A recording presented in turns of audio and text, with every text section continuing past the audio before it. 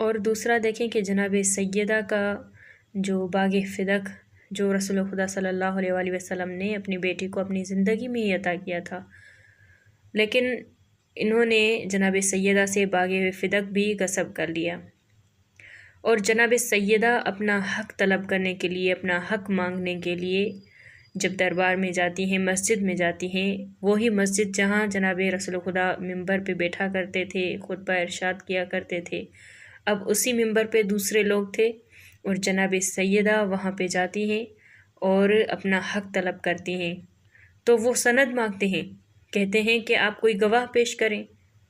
ارے یہ تو رسول کی بیٹی ہیں، اس سے کیسا گواہ؟ لیکن وہ لوگ یعنی گواہ مانگتے ہیں۔ پھر بیوی کیا کرتی ہیں کہ جو سلمان فارسی ہیں ان کو گواہ پیش کرتی ہیں، اس کی گواہی قبول نہیں کرتی۔ جناب حسنین کو گواہ پیش کرتی ہے، ان کی قبول نہیں کرتے۔ امام علی علیہ السلام کو گواہ بنا کے پیش کرتی ہیں، پھر بھی وہ قبول نہیں کرتے، کہتے ہیں کہ یہ آپ کے خاندان والے ہیں۔ پھر کیا کرتے ہیں جناب سیدہ سند دکھاتی ہیں، اور جیسے ہی وہ سند دکھاتی ہیں تو وہ کیا کرتے ہیں، سند کو لے کے پھاڑ دیتے ہیں۔